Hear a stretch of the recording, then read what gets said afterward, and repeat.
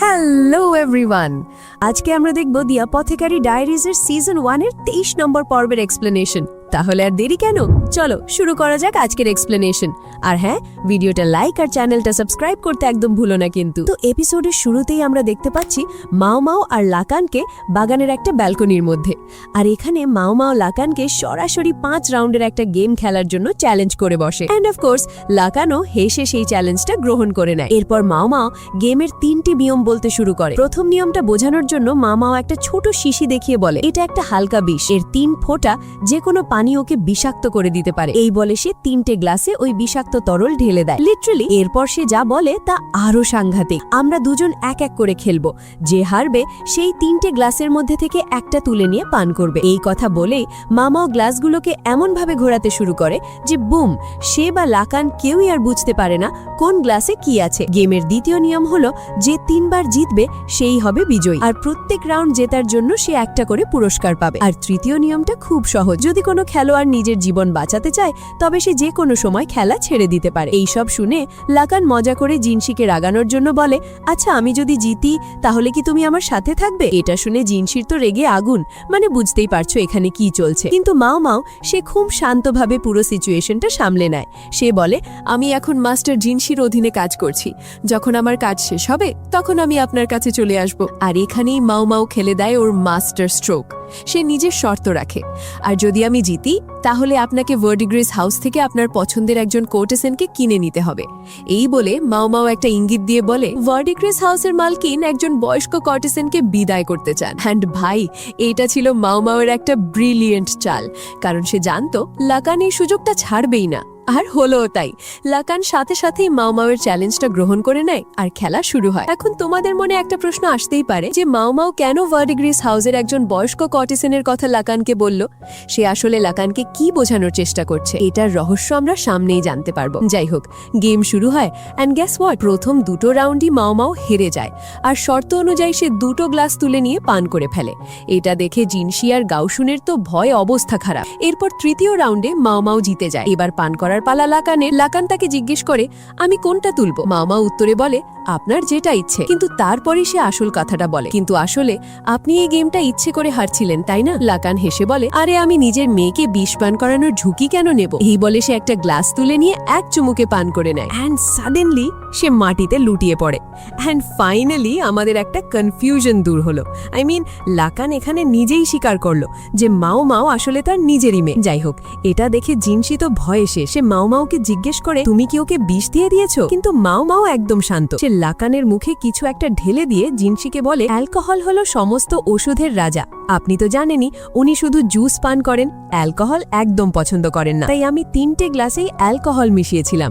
I mean wow, আসলে লাকানকে মাতাল করে তার ভেতরের কথাগুলো বের করে আনাই ছিল মাও মাওয়ের আসল প্ল্যান। অ্যালকোহলের প্রভাবে লাকান তার অতীতের স্মৃতিতে হারিয়ে যায়। এরপর সিন শিফট হয় আর আমরা জানতে পারি লাকানের দুঃখের গল্পটা। লাকান যখন ছোট ছিল তখন সে মানুষের মুখ দেখে চিনতে পারত না, তার কাছে সবার মুখই একরকম। ভাবতে পারছো ব্যাপারটা? তার এই সমস্যা দেখে তার বাবা তাকে প্রায় ত্যাগই করে দিয়েছিলেন। লাকান এক বড় বংশের বড় ছেলে হওয়া সত্ত্বেও তার বেশিরভাগ সময় কাটত গো আর সগি খেলে। মজার ব্যাপার হলো এরপর তার কাকা তাকে একটা উপায় বলে দেন। তিনি বলেন মানুষের শরীর, হাঁটা চলার ধরন আর গলার আওয়াজ দিয়ে তাদের চেনার চেষ্টা করতে, আর মুখ চেনার জন্য দাবার বর্ডের গুটির কথা ভাবতে। ধীরে ধীরে লাকান এই পদ্ধতিতে অভ্যস্ত হয়ে যায়, আর মানুষের মুখগুলো তার কাছে দাবার গুটির মতোই মনে হতে থাকে। তার কাকা তাকে খুব ভালোবাসতেন, তাই লাকানের কাছে তার কাকাই ছিলেন পৃথিবীর শ্রেষ্ঠ মানুষ। বড় হওয়ার পর লাকানকে সেনাবাহিনীতে কাজ দেওয়া হয়, যদিও সে লড়াই করার ক্ষেত্রে একেবারে আনাড়ি ছিল, কিন্তু নিজের বুদ্ধি দিয়ে সে সবকিছু ভালোভাবেই সামলে নিত। দাবা খেলতে ভালোবাসত বলে লাকান একদিন ভার্ডিগ্রেস হাউসে যায়, আর সেখানেই তার সাথে দেখা হয় এক কর্টেসেনের, যার নাম ছিল ফেংজিয়ান। লাকানের জীবনে এই প্রথমবার যখন সে কোনো মানুষের মুখ এত পরিষ্কার আর উজ্জ্বল দেখল। ফেংজিয়ানের চোখ আর চুল তার কাছে ফুলের মতো সুন্দর মনে হয়েছিল।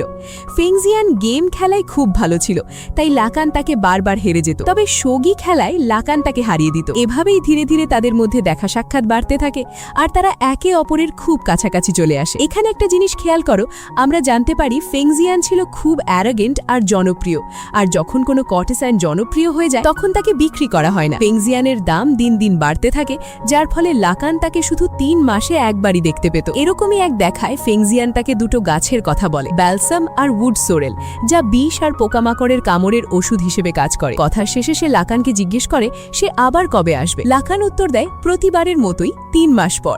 এর কিছুদিন পরই লাকান খবর পায় যে ফেংজিয়ানকে কিনে নেওয়ার কথা চলছে, কিন্তু লাকান যে ততদিনে তার সৎ ভাইদের কারণে উত্তরাধিকারীর পদ হারিয়েছিল, তার কাছে ফেংজিয়ানকে কেনার মতো যথেষ্ট টাকা ছিল না। এরপর যখন তাদের আবার দেখা হয় তখন ফেংজিয়ান গেমে একটা নতুন নিয়ম যোগ করে। নিয়মটা হলো যদি লাকান জেতে তবে সে তার পছন্দের যে কোনো জিনিস পাবে, আর যদি ফেংজিয়ান জেতে তবে লাকানকে সেটাই দিতে হবে যা সে চাইবে। এই চ্যালেঞ্জ জেতার জন্য লাকান গো গেম বেছে নেয়, আর সেই রাতে গেম খেলতে খেলতে কোনো কথা ছাড়াই তারা একে অপরের খুব কাছাকাছি আসে। রাতে যখন লাকান ঘুমিয়ে পড়ে তখন ফেংজিয়ান একটা গান গাইতে শুরু করে, যা শুনে লাকান গভীর ঘুমে তলিয়ে যায়। এর কিছুদিন পরই লাকান জানতে পারে যে তার সেই প্রিয় কাকা তার পদ থেকে বরখাস্ত হয়েছে, আর এই সুযোগে লাকানের বাবা তাকে বিদেশে গিয়ে পড়াশোনা করার জন্য পাঠিয়ে দেন। বাবার আদেশ সে অমান্য করতে পারেনি। লাকান ভেবেছিল সে 6 মাসের মধ্যে ফিরে আসবে, কিন্তু তার ফিরতে পুরো 3 বছর লেগে যায়। এই 3 বছরে ফেংজিয়ানের অনেক চিঠি তার কাছে আসে, কিন্তু সেগুলোর দিকে সে তেমন মনোযোগ দেয়নি। এরকমই এক চিঠিতে সে একটা অদ্ভুত জিনিস পায়। প্রথমে সে এটাকে একটা শুকনো কাঠ ভেবেছিল, কিন্তু তারপর সে বুঝতে পারে এটা একটা কাটা আঙুল। সে আরো ভালো করে দেখে বুঝতে পারে যে বড় আঙুলটার সাথে একটা ছোট্ট শিশুর আঙুলও আছে।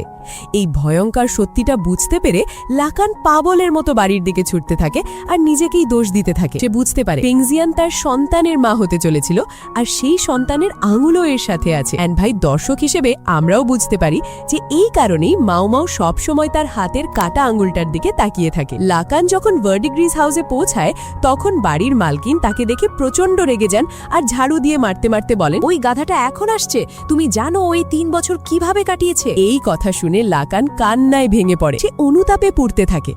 কেন সে চিঠিগুলো মন দিয়ে পড়েনি।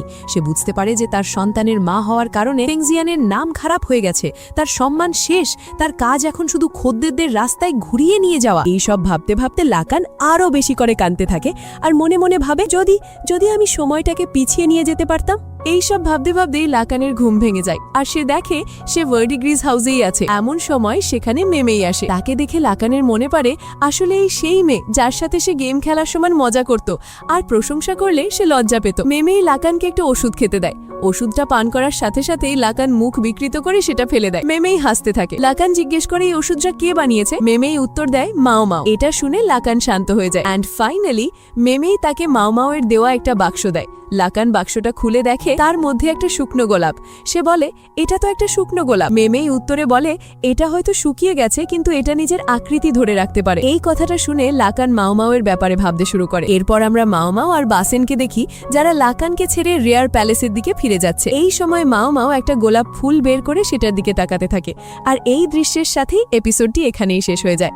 এখন সবচেয়ে বড় প্রশ্ন হলো এত কিছুর পর মাও মাও কি কখনো লাকানকে তার বাবা হিসেবে মেনে নিতে পারবে, নাকি তাদের সম্পর্কটা ওই শুকনো গোলাপটার মতোই থেকে যাবে, যা নিজের আকৃতি ধরে রাখলেও প্রাণহীন। তোমার কি মনে হয় মাও মাও এর এই শান্ত থাকার পেছনের আসল কারণটা কি? ঘৃণা নাকি অভিমান?